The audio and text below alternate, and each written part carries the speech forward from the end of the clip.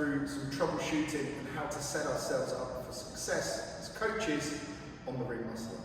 So with our ring muscle up format, we're initially going to start with our 5-minute AMRAP test, and then we'll go into our EMOM processes across the week where we take that score from the initial test and then apply some volume to it. Firstly, we need to understand what level our members are coming in at. And there's two different things that can kind of hinder people's ability on the ring muscle up. Firstly, it might be a lack of strength. And this is where a lot of your members need to kind of go back a stage and try and make sure that we're building as much strength as possible, so then when we do get up onto the high rings, there's enough strength there to be able to do the movement. The other side of the group might have enough strength, but they don't have enough awareness on those higher rings. And this is common. We do the low ring skill work, but then we may transition up onto the high rings for a smaller period of time because that group is potentially a bit smaller in number, and that's where people don't get that exposure. So that's what we're going to be aiming for within today's session, is to make sure we understand who needs to do what. So the first two movements that are down on the low rings, first one has two elements to it. It's the ring row, and it can either be feet on the floor or it can be feet on the box. So if I take you over, this is our setup we have. Ring height, bottom of the ring by the hip, and this box is a good distance away when it's a 20-inch box. Now from here, the easier option will be to have your feet closer and on the floor.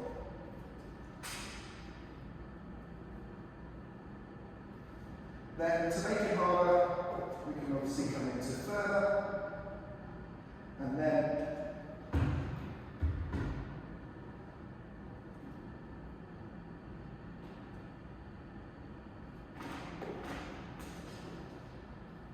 use this one for the people that have no strict pull-ups. Okay, this is the one that's going to develop some strength. Notice on the way down, I'm building good eccentric strength. Holding a straight line on that body position is going to be hugely important and really, really difficult. So numbers-wise, they're not going to be too high. In that 5-minute AMRAP test, just be conscious of people's technique towards the end. Now, staying down on the low rings, a lot of people might not have the confidence for the transition. This is where we're going to adjust the box and then go into a low ring box muscle up. Setting up the box to work out where you need to go, have the box fairly close and then get yourself into the bottom of the ring width. Notice here, my hips are coming back, I feel it just on the top and on the corner, and that should set ourselves up for the correct position. Now executing the rep, we need to go bum on the floor, and then we're going to be thinking hips, arms, and then transition. So like we would normally do on our ring muscle up from the transitions on the floor, but just an added level of difficulty. Full scripts a must for this one.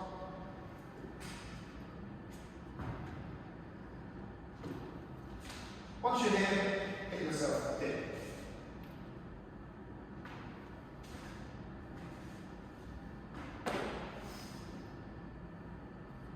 So with this one, we need to connect all of the elements to make sure that we're getting them right. So those are the two elements that we can stay down on the floor. As you can see, both of them can be as difficult as you want to make them. And then we can come up onto the high rings. So we have three options before our RX. First one, we toast the rings. Second one will be chin over the ring pull-ups. And then finally, chest to ring pull-ups. Now with these, they might work really well for your members that just want to get up here and start practicing on the high rings. So with a toast ring, normal kick swing, bringing that chest through as we normally would, and then bringing those legs back.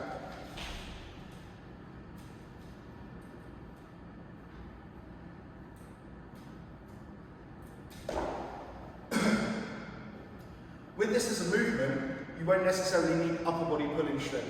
But what it does do is it gives members access to being able to go up on the high rings and then build some midline capacity.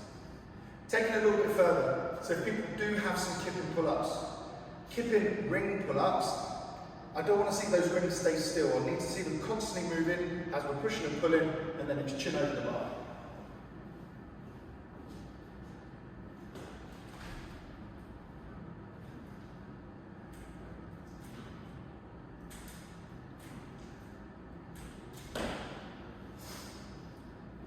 Okay.